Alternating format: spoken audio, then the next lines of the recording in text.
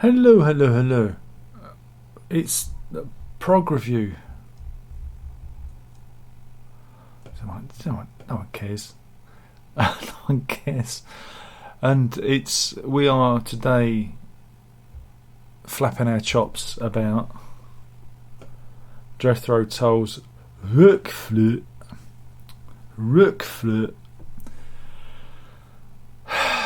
It's the 123rd album from Jethro Tull.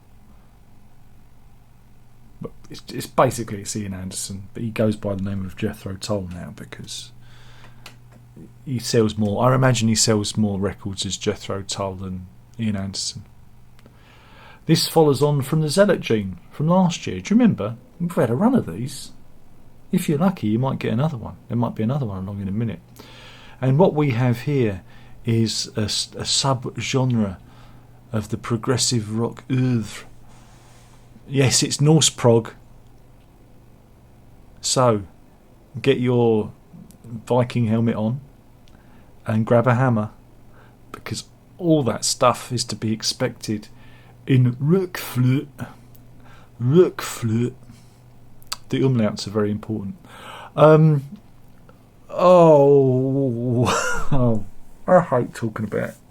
hate talking about records. So anyway, it starts off with the creation of the universe, because we're going to this creation myth in this. I've not read anything about it. I just listened to it this morning on the dog walk because that's what I do. But I gathered there's all the things in it were in it, so references to hammers and Loki, the trickster, and Ragnarok, all that stuff. Because I think old Ian got the Usborne Book of Norse Mythology for Christmas and thought, do you know what? I can write an album about this, and he did. I don't know if it was the first track or the second track, because I was walking the dog and I don't know. I wasn't really looking at track titles, but it's a bit Spinal Tap, isn't it? It's a bit, who knows what happens at Stonehenge. It's a bit like that, because it is the creation of the universe and the nine worlds, etc., etc. Yeah, it's a Jethro Tull album. Look. He's given up even trying to sing now. He's just speaking the lyrics, and I don't know how I feel about that. I found it distracting, and there's a lot of words. He uses Quiet Repose again, and he did that on the Zealot Gene album. What can I say? It tootles along. A lot of it feels very of a similar pace.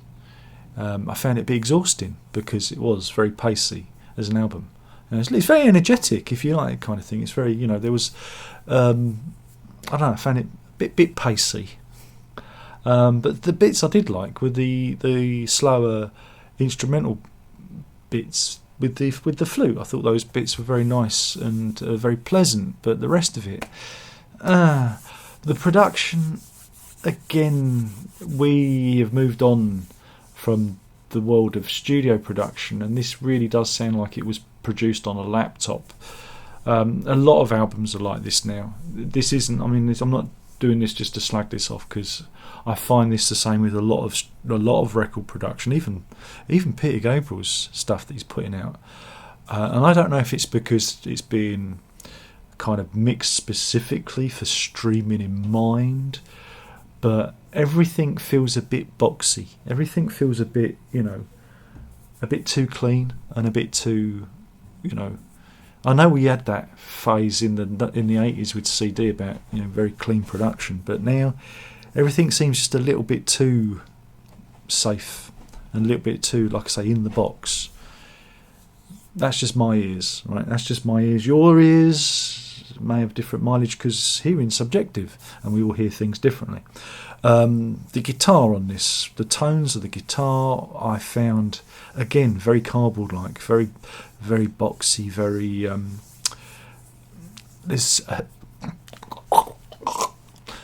they're trying to kill me. Ian Anderson's put a hex on me. Excuse me. I'll edit that bit out. I won't. Yeah, the guitars sound very anemic, very antiseptic. There's no kind of grunt there. And again, it's down to the production side of things. It's nothing to do with the guitars. The guitarist Joe Parrish James is playing. He's an okay player. I mean, that's not what I'm saying. It's just, and the bass. Where's the bass, man? Where's the bass? It's there, but there's no thump of the bass. See, I'm just annoyed by the production of this. That's what annoyed me. And again, Ian Anderson's spoken vocals. It's more like spoken poetry rather than songs now. And that's a great shame. I'm not saying he shouldn't do it. I just find it really distracting because you get the feeling he wants to let go, that he wants to, do what he used to do, but he's, being held back by his own limitations. That's a great shame, And I'm not saying he shouldn't make these records. That's not what I'm saying. I just find it a great distraction. So yeah, I mean, it's a concept album with Norse themes. It's obvious, really, and I'm sure it's been done before. And yeah, there's a lot going on. You get a lot, I think, for your 44 minutes. Yeah, 44 minutes, 47. There's a lot happening. But I thought the Zealot Gene was more interesting, and it did feel a little bit. It did feel a little bit by numbers. Mention the wolves, because there was one called Wolf and Chained and Hammers, and all the references to Norse mythology. It did feel just a bit like I say, the Usborne book of. I just needed him to shout, by Odin's beard or something like that. That would have made it complete for me. But yeah, it felt, even though, like I say, it tittles along, and there's some great, there are some great motifs in there. I did like the motifs, because you've got all those kind of Jethro Tull trills, those little bits, those little fiddly bits that go up and down. Very music. That's music speak. That is, those little fiddly bits are all there. It's got all the bits that you Jethro Tull fans like, so that's good.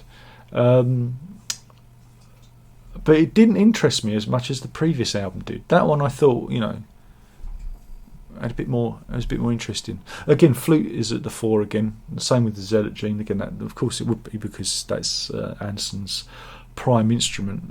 Very breathy, very raspy. He's doing the the raspy flute thing. So yeah, you get all the trademarks that you would expect from a Jethro Tull album. I'm just thinking a whole album about Norse mythology.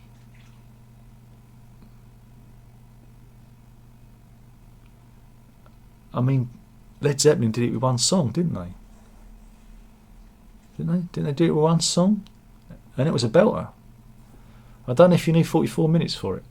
So yeah, I thought the Zealot Gene was better.